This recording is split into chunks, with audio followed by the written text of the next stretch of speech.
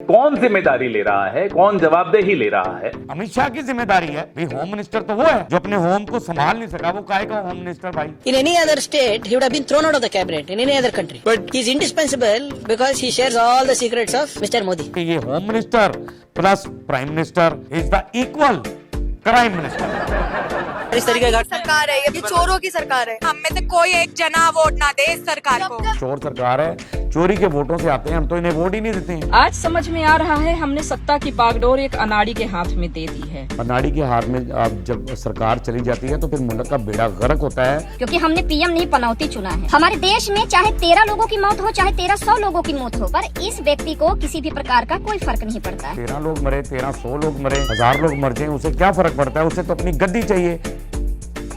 7 मई के अंदर जो जंग हुई उसके बाद आपको ये खूब पता लग गया कि पाकिस्तान पे झूठा इल्जाम नहीं लगाना। अस्सलाम वालेकुम नाज़रीन, मैं हूं आपका अपना सरफराज विकी अलमशहूर सुल्तान। नाज़रीन, ये जो दिल्ली में वाक़या हुआ और ये क्योंकि सरकार भी मोदी की है और सारा कुछ मामला मोदी का है और ये उनकी नाक के नीचे सारा कुछ हुआ है। अब उस पर सवाल उठ रहे हैं कि इसकी जिम्मेदारी कौन लेगा। दिखाइएगा जरा जी, वो क्या कह रहे हैं। कौन जिम्मेदारी ले रहा है, कौन जवाबदेही ले रहा है? अब ये मैं आपको बताता हूं कि जिम्मेदारी कौन लेगा जिम्मेदारी। जिम्मेदारी कौन लेगा? अमित शाह लेगा जिम्मेदारी इसकी। अमित शाह की जिम्मेदारी है भाई। होम मिनिस्टर तो वो है, तो उसके होम में ये सारा कुछ हो गया। जो अपने होम को संभाल नहीं सका वो काहे का होम मिनिस्टर भाई। और होम ये अब मैं नहीं कह रहा, ये कर्नाटक के एक मिनिस्टर बता रहे कि कौन। दिखाइएगा जरा जी। In any other state, he would have been thrown out of the cabinet in any other country. But he's indispensable because he shares all the secrets of Mr. Modi. ये कर्नाटक के हैं। अब ये मैं नहीं कह रहा, वो कह रहा कि ये इसका जिम्मेदार आप कह रहे हैं कि जिम्मेदारी कौन लेगा, तो हम अमित शाह ही लेगा। ये मैंने गलत तो नहीं कहा। वो भी कह रहे हैं कि भी होम मिनिस्टर वो है, पता नहीं क्या कुछ उन्होंने अंग्रेजी में कह दिया कि भी ये पहलगाम वाला वाकया हो गया, दहशतगर्दी, आतंकवादी, फलाना फलाना फलाना, जो कुछ भी इसके दौर में हो गया, मोदी इसका जिम्मेदार है। और ये इसकी जगह पर कोई और होता तो वो अब तक रिजाइन करके निकल भी गया होता। लेकिन मैं आपको बताता हूं कि ये रिजाइन इसलिए नहीं दे रहे कि भाई दोनों तो हमराज हैं, दोनों तो एक दूसरे के राज फाश कर देंगे अगर ये, क्योंकि दोनों बैठ के हराम खा रहे हैं। वो भी हराम खा रहा है, ये भी हराम खा रहा है, अमित शाह भी हराम खा रहा है, मोदी भी हराम खा रहा है। और ये नहीं देख रहा कि जनता का नुकसान कितना हो रहा है, वहां की जनता किस तरह परेशान हो रही है। ये मेरे हिसाब से जो कुछ भी है इनके एक दूसरे के पास राज है। नहीं तो ये वाकई अगर अमित शाह कहीं जाके मोदी के राज खोलता है तो मोदी उसके राज खोल देगा और दोनों का हराम बंद हो जाएगा, आमदनी बंद हो जाएगी और ये आमदनी फिर जो है दोबारा से आएगी नहीं। अब ये क्या है कि ये home minister plus prime minister is the equal crime minister. भाई ये क्या है? Equal crime minister. अब अवाम जो है इनके बारे में क्या सोचती है वो भी जरा दिखा देते हैं आपको कि अवाम के बारे में सोचती है कि ये सरकार क्या सरकार है। इस तरीके का सरकार है ये चोरों की सरकार है। हम में से कोई एक जना वोट ना दे इस सरकार को।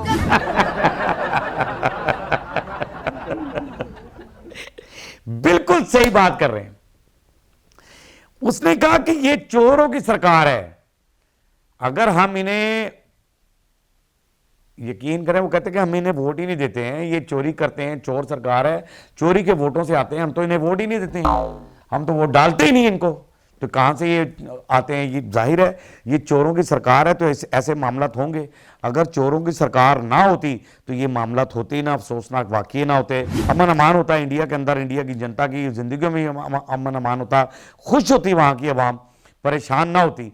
अब ये किस तरह से सच है? क्योंकि इसलिए सच है कि ये चोरों की सरकार है। चोरों की सरकार इसलिए है कि आपने मुल्क जो है किसके हाथ में दे दिया? आज समझ में आ रहा है हमने सत्ता की बागडोर एक अनाड़ी के हाथ में दे दी है। कि हमने जो है अपने मुल्क की भाड़ दौड़, अपनी सत्ता जो है, अपने जो अपनी वो सियासत की भागदौड़ है और अपने मुल्क की भागदौड़ जो है वो एक अनाड़ी के हाथ में दे दी है। आपने वाकई सही कहा मेरी बहन कि ये जो है बंदा आपने अनाड़ी के हाथ में दे दी है जिसको पता ही किसी चीज़ का नहीं है। अनाड़ी के हाथ में आप जब सरकार चली जाती है तो फिर मुल्क का बेड़ा गर्क होता है, खाना ख़राब होता है। क्योंकि अनाड़ी का वो एक मिसाल भी है उर्दू में, वो देना नहीं चाहता मैं, तो कि नाड़ी गाड़ी ठीक करेगा तो गाड़ी का बेड़ा गर्क हो जाएगा। तो ये बात है। तो असल बात तो ये है कि नाड़ी कारीगर बंदा होना चाहिए। आगे क्या कह रही हैं जी? क्योंकि हमने पीएम नहीं पनौती चुना है। हमारे देश में चाहे 13 लोगों की मौत हो चाहे 1300 लोगों की मौत हो, पर इस व्यक्ति को किसी भी प्रकार का कोई फर्क नहीं पड़ता। हमने मिनिस्टर नहीं पनौती चुना है। 13 लोग मरे या 1300 लोग मरे, इसको बगैरत आदमी को कोई फर्क नहीं पड़ता है। इसकी तरफ से इसे कोई फ़र्क नहीं पड़ता है। ये कह रही हैं वो कि इससे कोई फ़र्क नहीं पड़ता। वाकई मोदी को कोई फ़र्क नहीं पड़ता। अगर मोदी को इंडिया की जनता की फ़िक्र होती तो वो यहाँ पर इंडिया में मौजूद ही ना होता, वो छोड़ छुड़ा कर चला जाता। और उसकी तरफ से 13 लोग मरे, 1300 लोग मरे, 1000 लोग मर जाएं, उसे क्या फ़र्क पड़ता है? उसे तो अपनी गद्दी चाहिए, अपनी सीट चाहिए, उसको कायम रखना है उसने कि मेरी गद्दी ना चली जाए। उसको वाकई कोई फर्क नहीं पड़ता। दीदी आप बहुत अच्छी बात कर रही हैं, आपने बिल्कुल ठीक बात की है और मैं आपकी बात से इत्तेफाक करता हूं। अशोक सवानी साहब हैं, कुछ कह रहे हैं। ये जरा अशोक सवानी साहब का दिखाइएगा जरा क्लिप, क्या कह रहे हैं। ये आपको लिस्ट सारी पढ़ लें जरा, क्या उन्होंने सारा कुछ क्या कहा है। तो ये इंग्लिश के अंदर मैं उर्दू में आपको समझाऊंगा कि बात ये कर रहे हैं कि जब 2025 से पहले तो ऐसा होता था कि यहाँ पर इंडिया में किसी को छींक भी आई है तो वो इल्ज़ाम पाकिस्तान पे लग जाता था। यानी कोई वाकया हुआ सारा पाकिस्तान ने करवाया है, ये भी पाकिस्तान ने करवाया, ये भी पाकिस्तान ने करवाया। ये प्रोफेसर हैं वहाँ के अशोक साहब और ये बड़े पढ़े लिखे और लेजेंड आदमी है। तो इन्होंने ये कहा कि जी उससे पहले ऐसा होता था कि भाई कोई बात भी हुई है, और मैं वो कहता हूँ कि भाई कोई बच्चा भी पैदा हुआ है ना, तो उन्होंने क्या पाकिस्तान से पाला, ठीक है ना। तो ये पाकिस्तान पे आप इल्ज़ाम तराशियाँ करते थे उस टाइम, बेपनाह इल्ज़ाम तराशियाँ करते थे। तो अब क्या हो गया? अब वो कहते हैं कि जी अब क्या हो गया, ये 2025 ये 7 मई के जंग के बाद अब आपको क्या हो गया कि अब आप तहकीकात करेंगे। बहुत अच्छी बात है।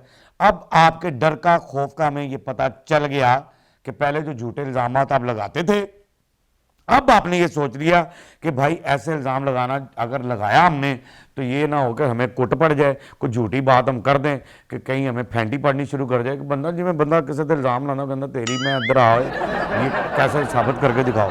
तो पहले तो आप ये कर लेते थे। अब 2025 के अंदर जो है ना, 7 मई के अंदर जो जंग हुई, उसके बाद आपको ये खौफ पता लग गया कि पाकिस्तान पे झूठा इल्ज़ाम नहीं लगाना, क्योंकि पाकिस्तान ने आपको बता दिया है कि अगर आपने कहीं भी कुछ पंगा लेने की कोशिश की या झूठ बोलने की कोशिश की या हमें इल्ज़ाम तराशी करने की कोशिश की तो असी छड्डांगे नहीं। अच्छा जी, एक ड्रामेबाजी मैं मोदी की दिखाना चाहता हूँ, मोदी की ड्रामेबाजी, स्पेशली मोदी की ड्रामेबाजी दिखाना चाहता हूँ कि क्या ड्रामेबाजी है। कि एक ही मरीज़ है, वो पहले सीएम दिल्ली की सीएम से मिलता है, उसके बाद मोदी साहब से मुलाकात करता है। तो दोनों में एक ही बंदा, मैं तो पहले दिखा दूं, मज़ेदार पोस्ट है, मज़ेदार वीडियो है, ज़रा मैं आपको दिखा दूं, दिखाइएगा ज़रा जी।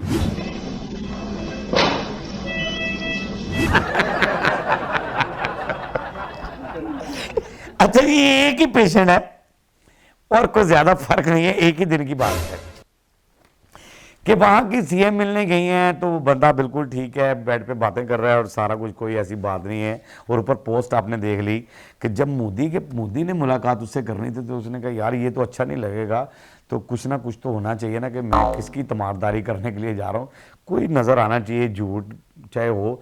तो उसने वो झूठी पट्टी उसे करवाई, प्लस्तर करवा के जो है ना, उसने कहा कि चल ईजी हो जा कि ये तुम्हें तो फिर उसके बाद उसने अपनी तस्वीर बनवाई कि देखो मैं जाके मरीजों की खबर ले रहा हूँ कि बाजू टूट गया बेचारे का और ये हो गया, वो हो गया, फलां हो गया, जो कुछ भी उसने ड्रामेबाजी की। यानी ड्रामेबाजी मोदी साहब की सामने दिखा रहा हूँ कि मोदी ने ड्रामेबाजी की और मोदी जो ड्रामेबाजी कर रहा है कि वहाँ तो सही है और यहाँ पर वही मरीज़। अब उस मरीज़ को इसने लालच दी कि तेन पैसे देंगे, तुझे चेक वेक मिलेगा। उसने कहा यार तूने अगर पैसे देने हैं, वैसे तो झूठा आदमी, यकीन तो मैं नहीं करता, तेरे पट्टी कहने पे पट्टी करवा ली है मैंने, तो बाकी अगर तू है तो झूठा आदमी, अगर तूने पैसे देने तो मैं पूरे पिंडे पे ही अपने प्लस्तर करवा लेता हूँ ताकि ज्यादा तो दे, ज्यादा पैसे तो दे। वो पोस्ट के अंदर यही बात कर रहा है कि यार वे की हो यही थे। वो पोस्ट को आप गौर से देखिएगा।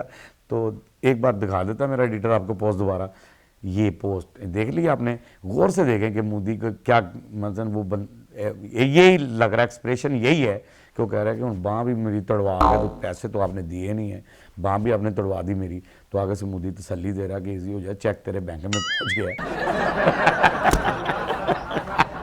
हमारे मुल्क महफूज हाथों के अंदर है और ताकतवर हाथों के अंदर है। ऐसे महफूज हाथ, ऐसे सपूत, ऐसे जवान जो सरहदों पे खड़े अपनी जानों के नजराने पेश करते हैं और हमारी ज़िंदगी की हिफाजत करते हैं, और वो खालिस्तन अल्लाह की रज़ा के लिए भी कर रहे होते हैं, क्योंकि उनको शहादत चाहिए होती है, रब की रज़ा के लिए कर रहे होते हैं और रब को राज़ी करने के लिए कर रहे होते हैं।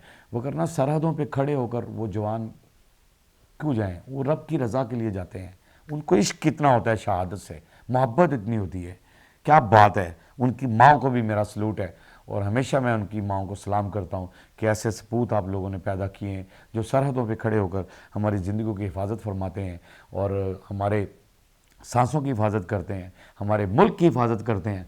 अल्लाह उन हाथों को हमेशा कायम और दायम रखे और उन नौजवानों को हमेशा इतनी हिम्मत और ताकत दे रखे। ये मेरी दुआएं हैं उनके साथ और हमेशा रहेंगी। पाक आर्मी जिंदाबाद है, पाकिस्तान जिंदाबाद है और जिंदाबाद रहेगा। बाकी हंसते रहें, मुस्कुराते रहें, हंसी वाली ज़िंदगी गुजारें, कभी किसी की दिल आज़ारी मत कीजिएगा, इज़्ज़त दें, इज़्ज़त लें, मोहब्बत बांटें और मोहब्बत हासिल करें। परवरदिगार पर यकीन रखें क्योंकि सब ताकतें मेरे रब के अंदर हैं और वही सब कुछ कर सकता है। बेशक वही सब कुछ कर सकता है। हमने आपके लिए व्हाट्सएप भी बनाया, टिकटॉक भी बनाया, उसे भी फॉलो कीजिएगा। मस्किया चैनल को सब्सक्राइब करते रहें, लाइक करते रहें, कमेंट्स करते रहें और घंटी दबाना मत भूलिएगा क्योंकि सुसर आपके साथ है और जब तक जिंदा है आपके साथ रहेगा।